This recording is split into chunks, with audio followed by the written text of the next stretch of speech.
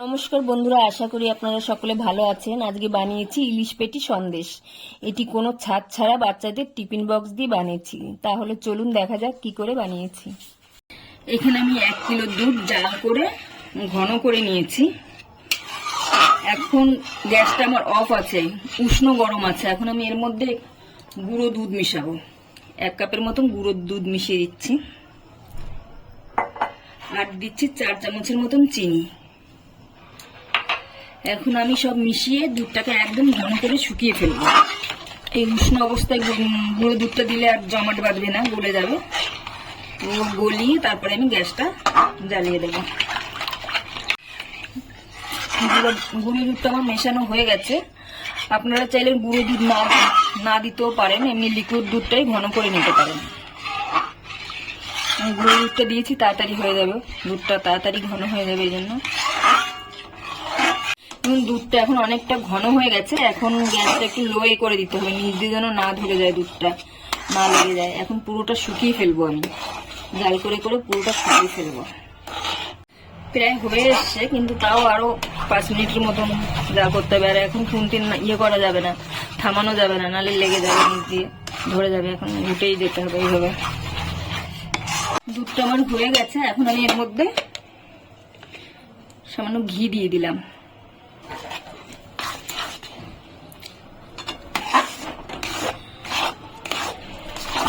একদম মিনিট জাল করবো, তারপরে আমি গ্যাসটা অফ করবো। এটা আমার হয়ে গেছে। আমি এখন গ্যাসটা অফ করে দিচ্ছি। তারপরে এরকম কড়ার গায়ে এরকম চারিদিক দিয়ে লাগিয়ে দেবো। ঠান্ডা হতে দেবো, চারিদিক দিয়ে এভাবে ঠান্ডা হতে দেবো। এখন ঠান্ডা হওয়ার পরে আমি দেখাচ্ছি। দুধটা আমার ঠান্ডা হয়ে গেছে। আমি এখন একটা থালায় তুলে নিচ্ছি।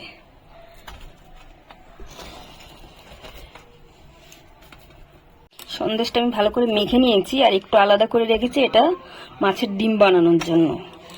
এখন এই যে আমরা পোলাওতে যে রং দিই, সেই রং একটু সামান্য এই ডিমের মধ্যে দেবো, সামান্য একটুখানি।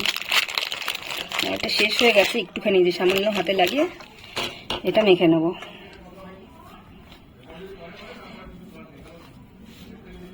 আমি এখন এই সন্দেশটাকে লম্বা করে নেব, একটু লম্বা করে নিয়ে 2 ভাগ করে নেব, মাঝখান দিয়ে কেটে 2 ভাগ করে নেব।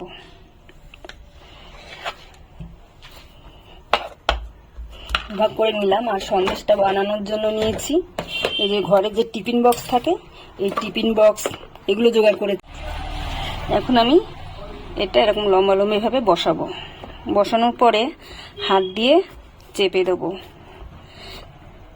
হাত দিয়ে চেপে চেপে পুরো এই পর্যন্ত নিয়ে আসবো।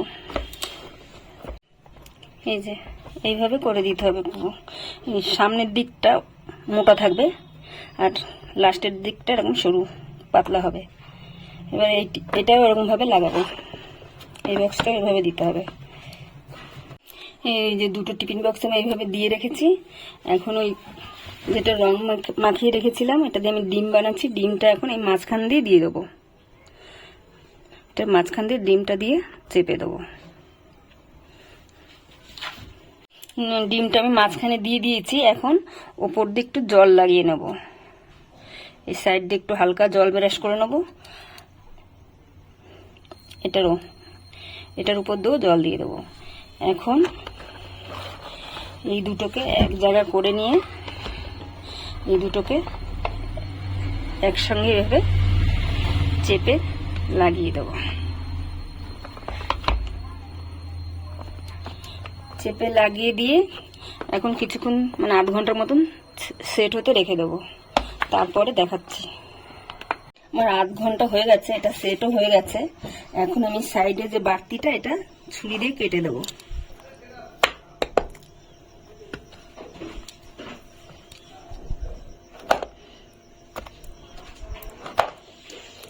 এখন আমি আস্তে করে বক্সটা খুলে দিলাম। এই পাশেরটাও খুলে দেবো।